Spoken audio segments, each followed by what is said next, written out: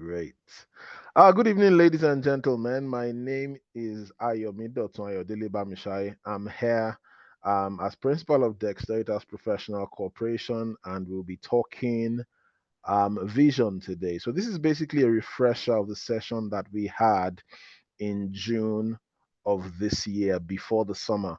And the reason we had that session is because at the end, the vision of your organization, the vision you as the promoter have for your organization is such a critical factor in long-term sustainable success. So that's why we believe that it's necessary for us to remind ourselves of what we discussed then. And in this reminder, there's also expectation that some of these things we've been able to implement them, and we've made some progress between June and now, but also in moving forward beyond June, into where we are right now, which is when all the grant applications are going out and we are seeking funding, and we're trying to make sure that we have the money that we need to execute the next 12, 24 months. um that's that's additional step, getting us to take that additional incremental step, really is why we've chosen to start this semester. I'll call it semester because guess what? We're in school. This is school. So the essence of starting this semester is moving us to take that next incremental step as far as our definitions of vision and clarity is concerned, so that we can begin to see the results that we are looking to get.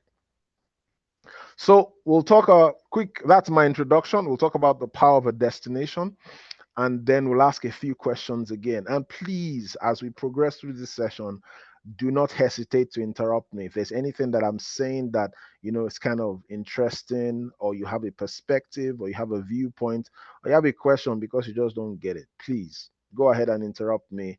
Unmute yourself. You can do that. And if you try and it's not working, then type the question into the chat. I can see the chat and I'll be able to address your questions as we progress. If there's anything that we must come away with from this session, is the fact that knowing where we're going is critical. And that's really the power of a destination. I use this picture because we live in beautiful Alberta, where temperature can swing by as much as 70 to 80 degrees Celsius in the course of any 12-month period. As of today, we are at 21 degrees positive, and we know that sometime in July, August, we were as high as 32. But if we remember the dog days of winter, we know that there are points where we were as low as minus 32. So that's what it's like when you live in Calgary, Alberta. Now, the picture I have in front of you is a nice, warm, tropical spot where any of us will be happy to, go to, whether it's go to permanently or go to for a season, a week, 2 weeks, 3 weeks, 4 weeks, as the case may be. But all I'm trying to get us to see is the fact that when you have a clear picture of your destination, it has a strong pulling force. It kind of calls you. The clearer the vision is, the clearer the picture is, the more it attracts you, the more it pulls you, the more it calls you. And that is very important for our organizations. If what you know in your head is, I want to feed um, homeless kids, if that's the only picture you have, that is a bit of an amorphous picture, because the question becomes, how do you plan to feed them? Do you plan to feed them in the streets, or do you plan to build a dining hall where they can eat? Do you plan to build a home setting where they can be housed permanently, or do you want to be bringing them in strictly for the meal and then sending them back into the streets? So being able to articulate clearly what we are trying to do as far as the cause that we have is concerned is a critical component of our ability to achieve what is called sustainable success. As not-for-profit organizations, our focus is on social justice. Our focus is doing good in society. Our focus is seeing societal change happen. Now, if we don't have clarity on that social change that we want to see happen and the pathway to getting it to happen, it becomes challenging because you just know, I want to do this, I want to do this. It's like saying I want to go to Lagos, but I don't know how to get there. It's like saying I want to go to Edmonton from Calgary and then I head south. Everybody knows that Calgary from Edmonton is due north. So being able to have a clear picture of your destination is critical. And the way to do it is to say, hey, what do I want? Where do I want to go? What are the potential opportunities to get there? So uh long-term aspirations, a desired future state, right? So having a vision statement, I believe we've spent time in this summer. We've invested, I won't say spent, we've invested time in the course of the summer to say, okay, what is our vision as an organization? What are we trying to achieve? And we've articulated some clear aspirations. We would like to do A, B, C things because those 1, 2, 3 things are going to help us achieve this future state. Now, the essence of defining those things is that it gives us a clear direction and a sense of purpose. We're able to say, okay, this is why we exist. This is what we are about. These are the caliber of people we want to work with because in working with them, we're able to get to this result that we are pursuing. This is a demographic that we are targeting. We are targeting teenagers between the ages of 10 and 19, like I know that Mrs. Olotu does through her organization Aspire Hub. We are targeting low income individuals for tax filing purposes, as Tayo and T do through the FEI at the community free tax clinic that happens every year. So when we look at it from that perspective, because there's clarity of vision, activities required to achieve that vision are clearly articulated and pursued. And that gives substance and definition to the organization. In addition to that, because you have spelled out the caliber of people that you want to reach and what you want to reach them with, right? It helps you to define your ideals as an organization, your values, right? So you have your goals, which is what you want to achieve. You have your values, which is what you believe in. And you have your ideals, which are the things that you hold dear to yourself, that you will not give up on, that you'll pursue whether you get to them or not, right? So those are all critical components that work together in you defining this shared vision. Now, I know that in the course of the summer, we've all spent time revisiting our visions and rehashing them out, redefining them, fine tuning them, maybe just repeating them because, as far as we are concerned, the vision statement we have is still good enough. But one thing that will always be a value add to all of us as organization builders is having that vision clearly in front of us. So just by way of feedback, what was that process of revisiting the vision like for us in the course of the summer, in the events that anybody would like to share?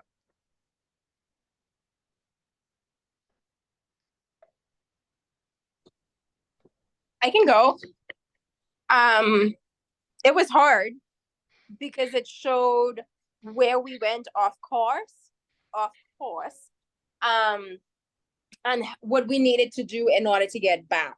So I think the good thing about that is if we had continued without um, doing the check-in, we would have continued going off course and not even being aware that we were off Of off the course. course.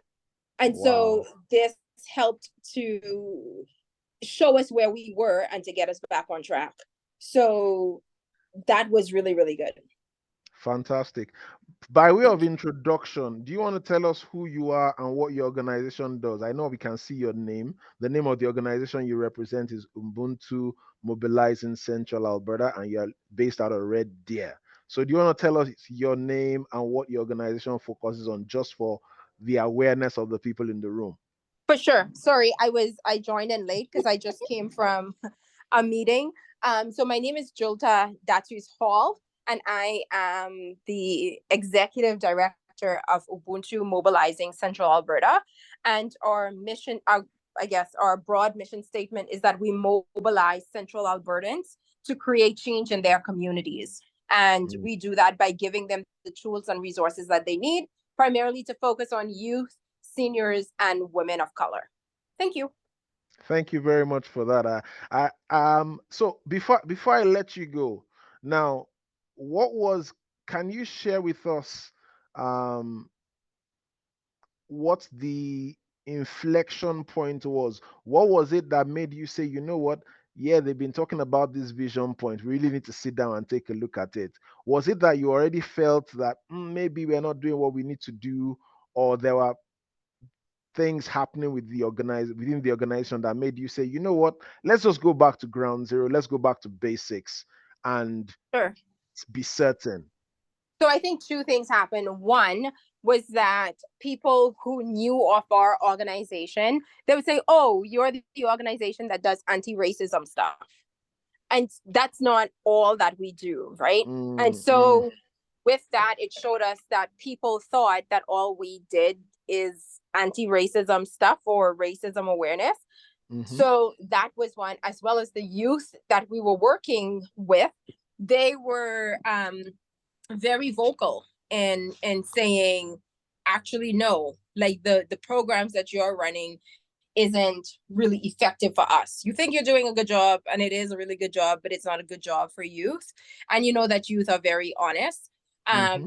But that was point two, as well as we started going through our financial statements and seeing where we were spending most of our finances as well as our energy. And that proved to be true. So both of those proved to be true for Wow. us. Wow. Wow. Thank you very much for sharing. I know it's that's a bit of a vulnerable moment there, but I can imagine being told by the people that you're trying to serve that, hey, you know what? We see that you're doing a good job, but it's not exactly a good job for us. That can be a bit of a challenge. But I salute your courage, taking the time to go back, revisit the vision, and then rewrite it on the back of that. Thank you very much, for sharing that. I appreciate it. So, moving on, in terms of a mission statement, right?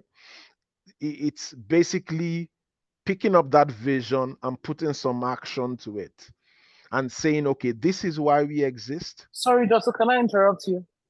Please go ahead.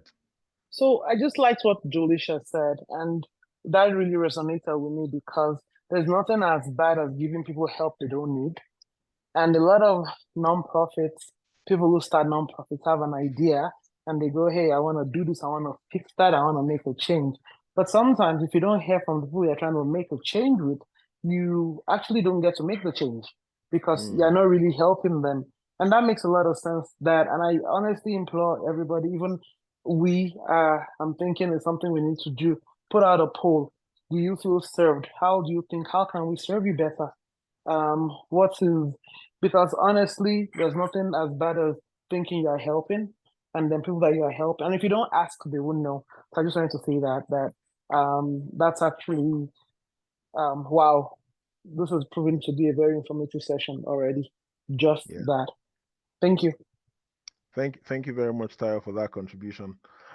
So I think part of what we are all, something to take on board is just to fill the room, just get feedback from the people, the core demographic you're serving from time to time to say, hey, is this working for you, or do I need to be looking at it again? Do I need to be revisiting this differently? Because at the end of the day, like Tayo said, and Delicia confirmed, if you are providing help, you don't want to provide help that is not needed. And that's significant. So stepping things forward from the vision statement, we are talking about, okay, what exactly are we doing to get to this point, this utopia, this destination, this goal? Yeah, and then you sit down, you craft out, this is why I exist. This is are the things I am trying to achieve. And this is my singular core focus. And these are the activities that I execute continuously and consistently to drive towards that goal. As long as, like Julicia said, they looked at where the dollars were going, they looked at what they were spending the money on, and they said, hey, you know what? This is not our primary. We are majoring on the minors. We need to go back to the fundamentals. We need to go back to the basics. So when you say that you are an organization that focuses on youth development and your budget is going primarily to salaries and wages, then maybe you are not focused on youth development, because more of your budget should be going to summer camps and information and knowledge for young people, because that's what you say you do, youth development. So, being able to clearly articulate the activities required to get to your goal helps you to set up, okay, what are the things that should fill my calendar? If your calendar is full of meetings with politicians and you are a youth focused organization, then maybe you are more of a lobbyist than a youth focused organization, because you are spending all the time meeting politicians. Unless you now have people who are engaged meeting the youth, and you're able to take the money you get from meeting the politicians to fund the meetings for the youth, then that's a different ball game. But wherever the dollars are going, that's where the focus is, that's where the attention is. That's one way to tell whether you are staying the course or whether you are veering off course, and we don't want to be there. Now, one thing that's critical in all this work that we do is being able to understand and clearly articulate what are our values, what are our guiding principles, what do we believe in. um because when we do that, when we articulate those things and we enshrine them in our laws, in our bylaws as an organization, what it does for us is it helps us ensure that both us, the leaders, as well as the caliber of people that support us in execution, are true to those values, right? If you can't enshrine integrity, for example, as a core value in your bylaws, and then you know we have problems with significant problems with finances, because the money comes in but we really don't know how it goes out within your organization.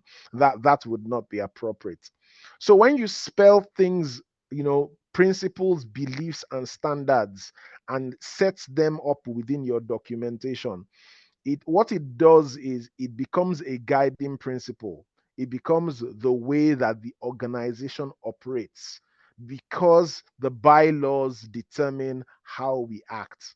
Now, whether we like it or not, those bylaws are pieces of paper, but when we are aware of them, they exist only in our minds, but they show up in how we act.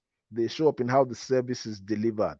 They show up in how we interact with other leaders. They show up in how we interact with the communities that we are trying to reach. So our core values have to be clearly defined, and they have to be lived out loud, as I like to say. Now, is there anyone that wants to share, your experience as far as articulating your values and then working with, whether you are working with volunteers or working with other leaders or working with funders, how that has impacted your choice of who to work with or who not to work with? Is there anyone that wants to speak about that?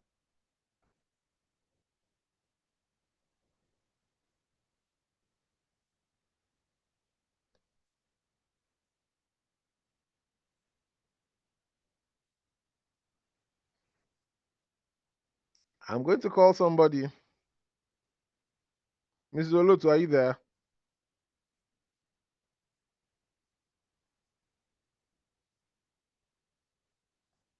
Yes, I am. I was trying to find the unmute button. Go ahead, Delisha. What was the question again? Sorry, I was busy trying to find the unmute button. So I'm saying, in terms of your core, the fact that you've sat down and you've written out your vision, and that's guiding your core values and your beliefs, how has that impacted your selection of who to work with, whether as funders, community, or volunteers or partners to partner with? Sure. So at the center of our values and beliefs and our standards and stuff, we're very Black centered. So we're Black centered first and foremost, and then we're people colored centered secondly, right? So we understand and we recognize that a lot of other groups, they have access to things. So but that if you're Black and you're in central Alberta, there's an additional need that you have, because the community here doesn't have all of the resources. It doesn't have all of the support that it needs. It doesn't have all of the funding. And so whoever we work with, we ensure that they know that we support Black and that we buy Black and that we empower Black. And what that means essentially is at the core of all of our programming. So for example, we got a grant from the government of Alberta recently, and that was to create a restorative justice program. So there are other restorative justice programs out there, but they're not Afro-centered in central Alberta. And so that was at the very core of that program. And it was also, so we had said in our proposal that we need to be able to give Black elders honorariums, that we need to be able to have some of our community pillars to be honored for their time and for them to be able to mentor children in our school system around what it means to be African and to understand the African restorative justice process. So that's what we used to guide it, and we got the grant. And so they must have seen something in there that was good enough for them to award us this grant, especially for a first-time funder for this kind of program. Interesting. Like that's and I think that's a win right there. That's a win that suggests that, one, you're saying these are the caliber of people we want to work with because these are our values. We don't want to take their time and they spend all this time pouring young people and they don't get anything back, particularly bearing in mind that they are seniors, right? So thank you very much for putting together such a program and choosing to work at it that way. Yes, Tokwe Olutu, I can see your hand up. Go ahead. Yeah, so I was trying to get my mic to work as well, just like my sister. I had the same challenge. And your camera is showing me all your sticky notes, by the way.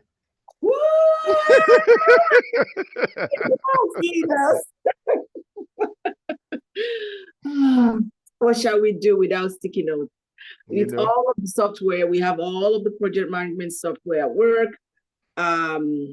But the sticky note way is always trusted and tested and trusted, Yeah. Okay, value. I guess one of our values is empower. So our value in doing the exercise on mission, vision, mission, and value, we created our value as an acronym of our name. Like our value is aspire, and one of the letters is empowerment through knowledge, through skill acquisition, knowing that low skill perpetuates inequity.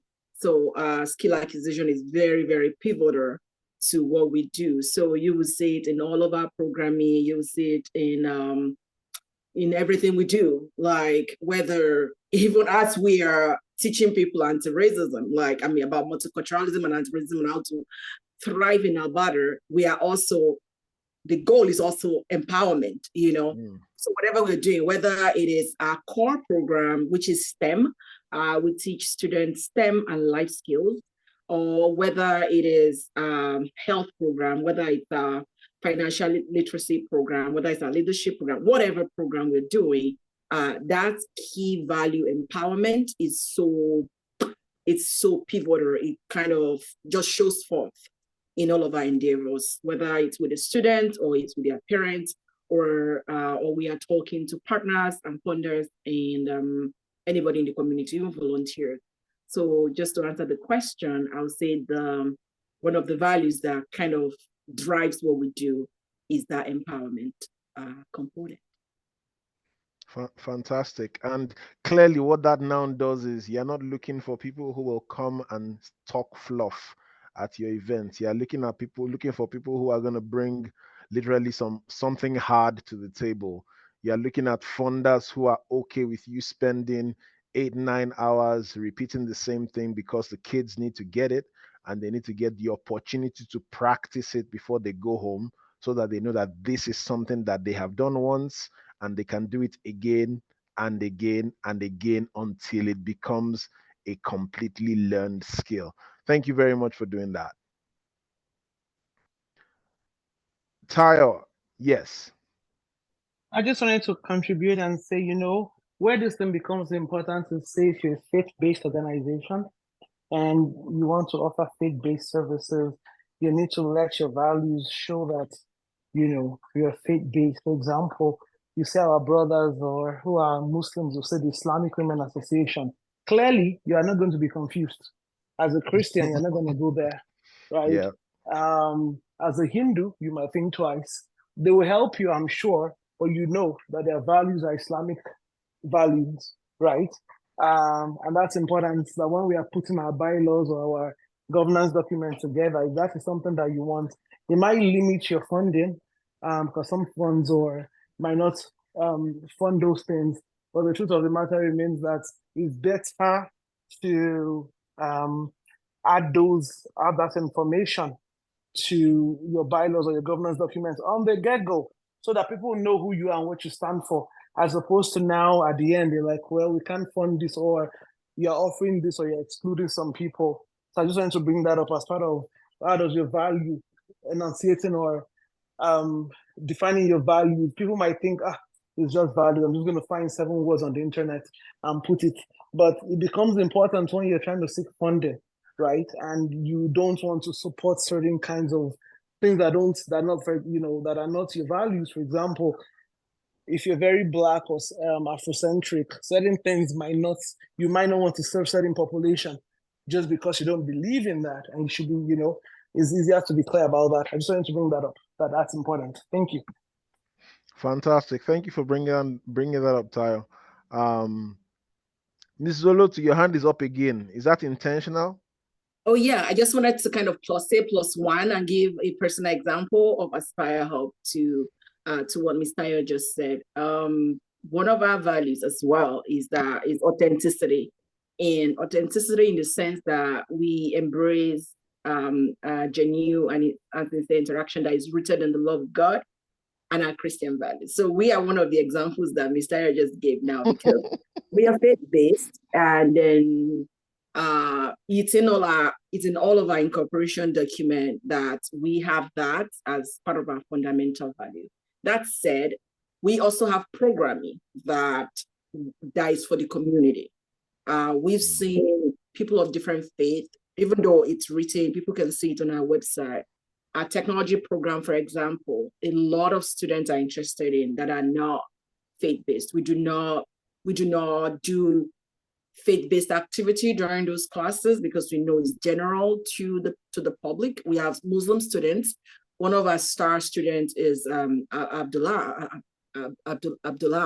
and himself and his sister are in that program, and we have other Muslims in the program. So we are very mindful and respectful when we are doing community programs like anti-racism awareness program. It is for everybody. It is general because it's become like a mental health component, helping people to thrive through those challenges. So like just corroborating what Ms. Tayo said, it's very important to let the community know, let the audience and everyone that we interact with know it's also important to let them know if we have offerings that are not, that are not solely for that purpose. Like if we could be Black-led, we've had activities that non-Black people attend as well. So just wanted to add that as an additional. Fantastic. Thank you very much for that contribution. Bearing in mind where we are now with the amount of definition in terms of what you can, where you can seek funding from, depending on if you have these kind of values, it's important to set them out clearly, like I've said before, such that there's no ambiguity. The fact that Ubuntu was clear that we are black first. We are BIPOC, but we are Black first. Put them in a position to be able to put together that grant in the way that they did and secure it without any challenge, even though they clearly say this is where our focus is. And they can do that because there's a general awareness that the Black community has been underserved over time, and we are seeking equity for the Black community. Now, in terms of developing your vision statement, um, I'm going to, let me see what's the best way to do this now. I'll say, where are you now? Because the way it starts is this: what's your current state? Point A. Where do you want to be? Point B. And I know that point A, which is where we are now, is not where we were in June, because we've all taken time to do different things, whether it's sit down and think about the vision again, or whether it's revisit the statement and rejig it, or whether it's leave the vision statement again alone and deep dive into the mission statement and rewrite and say, okay, these are the activities we can currently execute. These other activities have to wait till some time in the future when we have the financial capacity that is required to execute them. But that process is, whether we like it or not, an iterative process. Where are you today? Where do you want to be tomorrow? Where are you today? Where do we want to be tomorrow? And as you keep going through that process, it stops being just a vision development thing. It becomes a performance measurement thing. Where are we today? Where do we want to be tomorrow? What's the difference between point A and point B? We move forward, and then we articulate those activities, and then we invest our time, energy, effort, finances, human resources in making those things happen. um so these are all the other questions. We've talked about time. Where do you want to be X years from now? What is your cause? For example, I know that Mrs. Olotu is looking to build an army of skillful young people in Alberta and Canada as a whole. Actually, in the whole world. She doesn't want me to tell anybody that though. But that's what she wants. That's her cause. That's what she's after, right? Um, and what impact would we like to make? What does success look like? So being able to have answer these questions helps to give depth, clarity, answers to the purpose of our organization. And it's just critical that we spend the time, or else we'll just be waiting. What's the next grant available? Can I apply? How much can I get? What can I use it for? And you are here, there, and nowhere, because there's really no destination being pursued. And we don't want to have to deal with that. Now, one thing I want to add to this is that, like every other goal, we must think smart, specific, measurable, achievable, relevant, and the most important one, time bound. So the immediate boundary we have is the next 12 months. So what do you want to achieve in the next 12 months? In the 12 months of 2024, because this is the grant application season for 2024. The reason why we are having this conversation tonight is because there are grants out there that are available now that you can apply for, secure, and utilize in executing your activities next year. But if you don't have a clear vision, a destination, which will drive your purpose, that defines your activities that you will execute, you will struggle to be articulate enough in your grant applications to get the kind of money that can move the needle for you. So the essence of this is to say, hey, sit down, think about your vision, think about your, articulate clearly the activities that are required of you or that are reasonable for you to be executing to get you closer to your vision for the next 12 months. And then, based on that, build a plan that allows you to go to town and speak to funders about that. Speak to funders who are interested in what you are doing. For you to find funders interested in what you are doing, you need to know what you are doing yourself. And that's what this is about. So, specific, measurable, achievable, relevant goals for the next 12 months, the calendar 24. Having that will enable you to be able to put together grant applications that funders will be happy to put money behind within this period. I'm saying that because those grant applications are open now and they are going to be closing over the next 4, 6, 8 weeks. So probably by sometime late October, late November, most of the applications will be done, and then they'll be notifying or probably awarding those grants into the new year so that people can get operational funds to get going. So we are not saying this because we want you to have some highfalutin idea. We are saying this because answers to these questions will help prepare you to put together those packages that will stand you in good stead for those applications that are happening now as we speak. Okay. So strive for clarity, conciseness, inspiration. Capture the desired future state as well as the aspiration of the individuals that you are looking to serve. Like we said earlier, there's no point providing help that nobody wants. So get the feedback that you need. Be sure that the help you are rendering is valuable, useful help to the demography that you want to serve. Right? Have that clarity. Be able to articulate clearly in 1 or 2 sentences what you are trying to achieve. When you have that kind of clarity, it is easy. It shines through every time you speak, it shines through every time you write. And that makes a difference in the applications that you are going to send out, unless you are not going to send any, which defeats the purpose of this entire exercise. So I'm saying that because I believe that we are all looking for grants to apply for, and we are actively planning our programming for 2024. Okay. So, having said all that I have said, is there anyone who wants to share what that process has looked like for them so far in terms of visioning, missioning, activities from project design into grant seeking? Is anyone who wants to just share what they have gone through, what that exercise has looked like for them?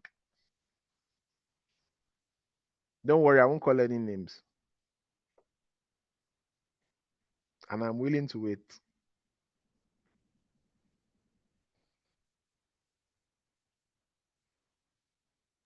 I think I can contribute a little bit to that. So can I go ahead? Go ahead, please. I'm still looking at your sticky notes, though. How are you still looking at my sticky note?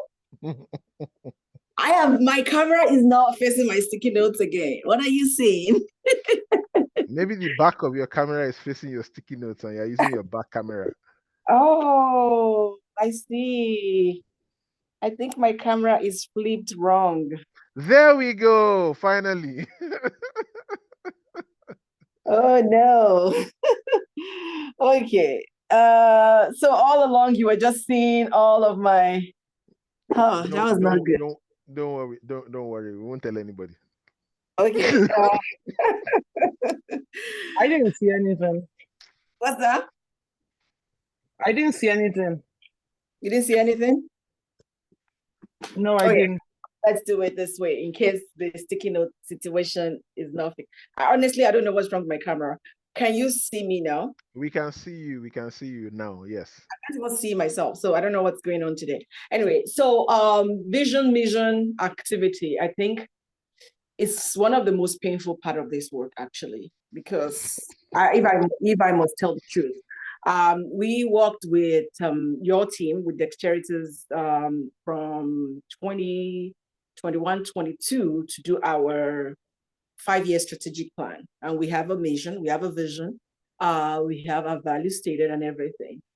But as we do the work, every time it looks like we started out like this, like we wanted to get the whole world, and we keep going like this, like we are being forced to focus. And that activity in focusing, or the need to focus is painful, because there are so many things you want to do, but we are not sent to meet all the needs. We're not sent to reach everybody. Just today, I got like 3 requests of people asking if their 7-year-olds can join our coding and robotics program. And what we do, the way the program is so fast-paced, the kind of the rigor, a 7-year-old would not enjoy. So having to say no to some parents that, sorry, continue to nurture them at home nurture them for us until they are like at least almost getting to their 10th birthday. It's been something that we have to do, because we can't take everyone. When we see some grant on climate change, somehow a part of you want to like jump into it, like, hey, this is a juicy one. But we also know that if the climate change work is not kind of like directly related to our core vision, except in the situation maybe our students are going out to pick plastics, or like they are the ones actually doing, is directly related to the youth that we serve, we're going to burn out, or we are going to like just exhaust our limited resources in chasing that. And we might write that grant, and of course, it might be a no outrightly. So that the vision work is just it's affecting everything. The need to focus on our vision and mission is affecting all that we do. I guess that's one reaction or one feedback that the one reality that I'm having to deal with as the person that leads this project. And wow. I think it's forever going to be that way if we want to be successful in the vision that we set out to achieve. Wow, that now I find that very instructive, because you are talking about having to focus. Now, what the power of focus does for you now is, because you can't do everything, you can't afford to. You are not looking around. You are giving attention to one thing, and of course, as you spend more time doing that one thing, you become the preeminent, you become the excellent, you become the reputable for that one thing, because you are staying with that one thing. So right now you are spending your time training 10 to 19-year olds on tech, life skills, healthy eating habits, among other things, right? And it's become, the more you do it, the more funders recognize you for it. And every time they see that climate change application, they're like, what is Aspire Hub doing here? And every time they see anything that says youth, tech, life skills, healthy eating, and they see your name in it, they're like, yep, bang on. That's your stomping ground. That's your playing field. And you're going to continue to get more and more recognition for it, because guess what? You only get better at it because you're putting in the reps. The repetition is happening over and over and over again. So what it does for you basically is you build a reputation as that person to talk to if you're talking anything 10 to 9-year olds. 19-year-olds as far as life skills is concerned. And that is I dare say that is a life-changing thing to build that kind of reputation. So thank you very much for sharing. I really appreciate that.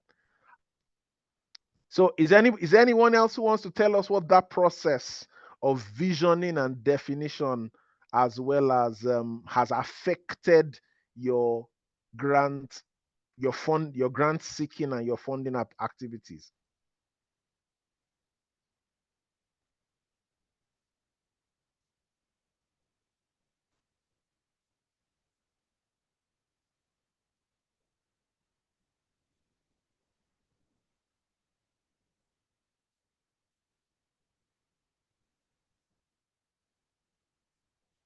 Okay, Tayo, I'm going to bug you. Tell us.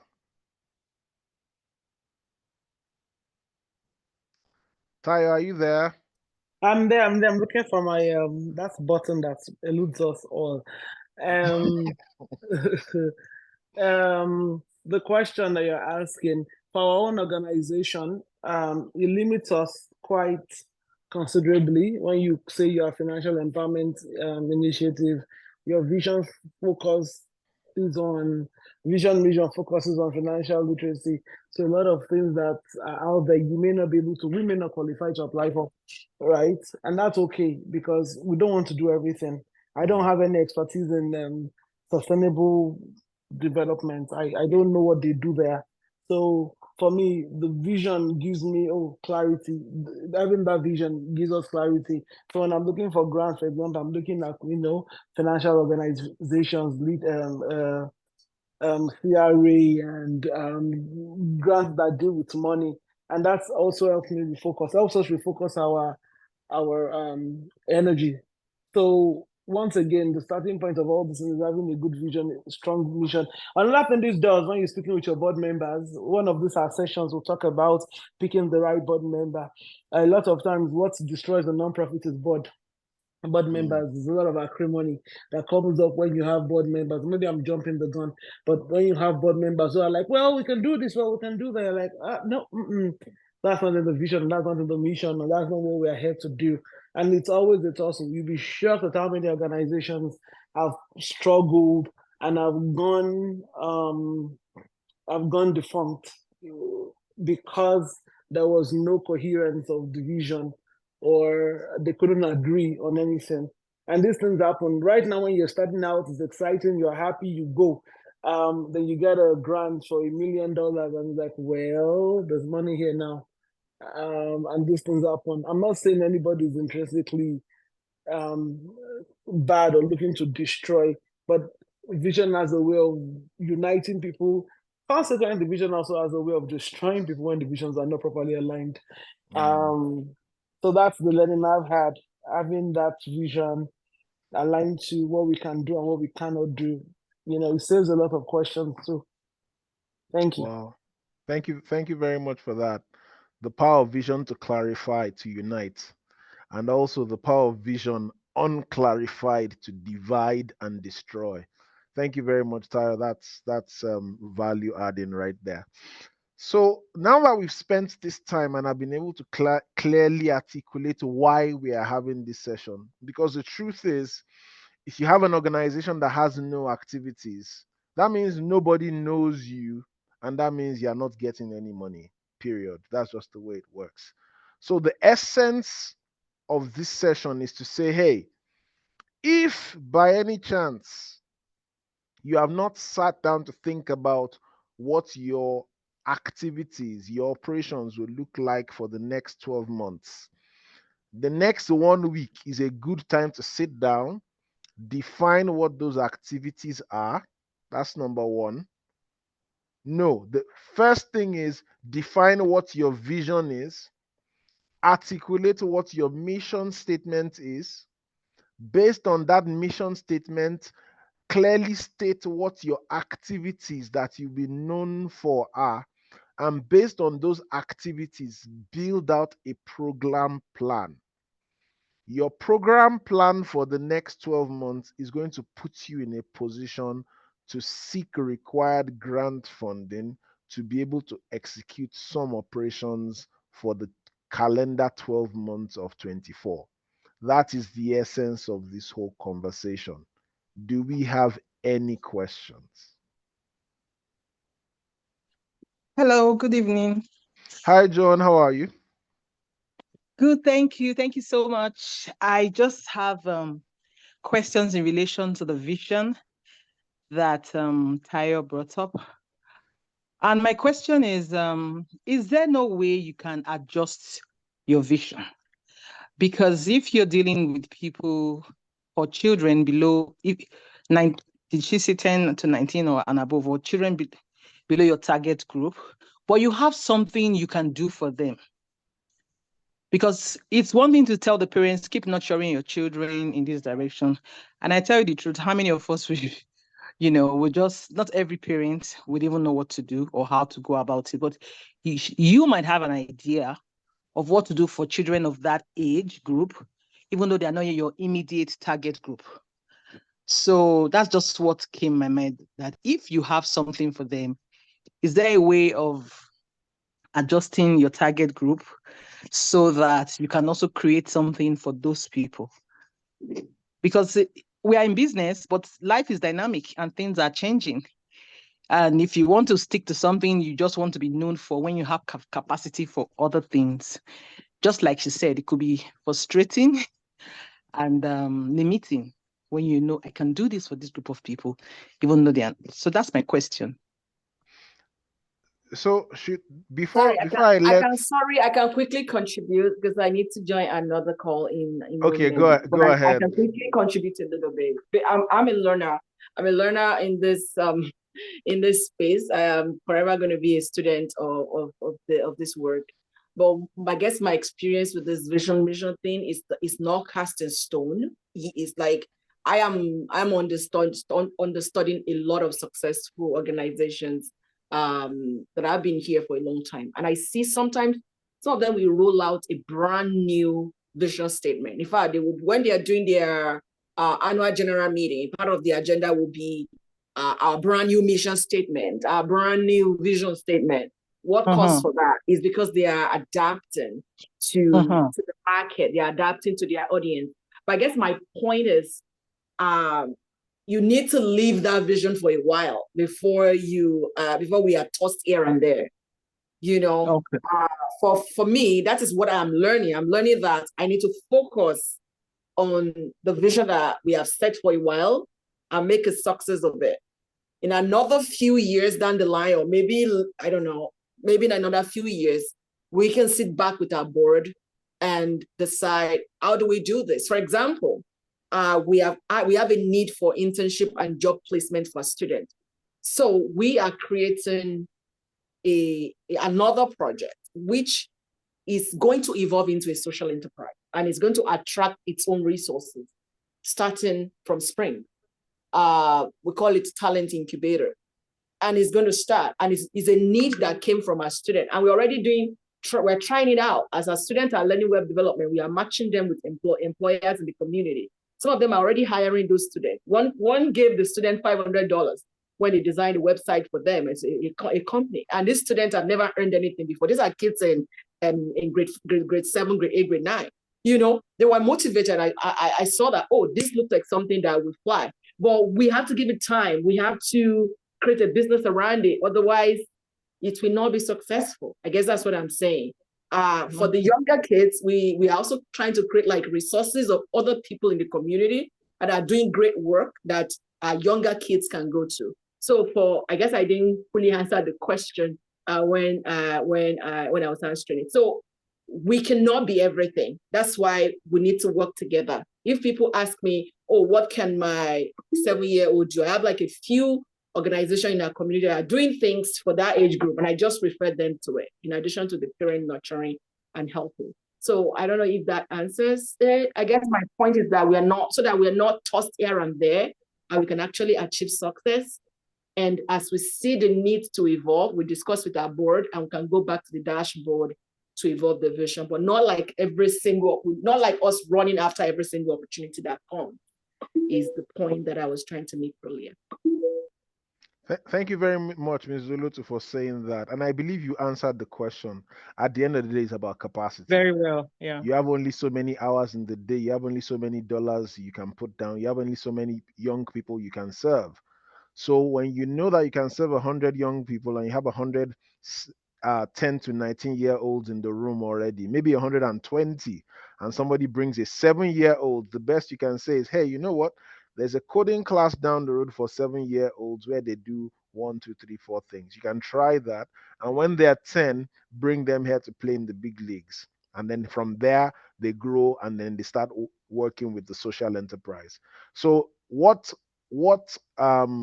focus and vision does for you is it forces you to hone your focus so that you can get maximum return for the resources that you have available to you. It is 8:04 p.m. We're supposed to have hung up this 4 minutes ago. I want to thank everyone who has showed up, who has stayed online, who has contributed, answered questions, asked questions. I really, really appreciate you. We are going to be back on Tuesday next week once again, and we are going to be having our very next session. We have a beautiful calendar of professionals that we have set up who are going to be speaking to us through this period. So next week, I'm just trying to get my calendar out. So next week, Mrs. Olotu is going to be talking to us, and she'll be talking about creating an operations plan. We all have things that events and programs that we've set up. She's a project manager by profession, and she'll be able to speak one as a professional, two as a not-for-profit leader. And that I believe is going to be a value add for all of us. So looking forward to seeing you all then. And at this point, I'd like to say thank you very much, everyone, and you enjoy the rest of your evening. Bye for now. Thank you.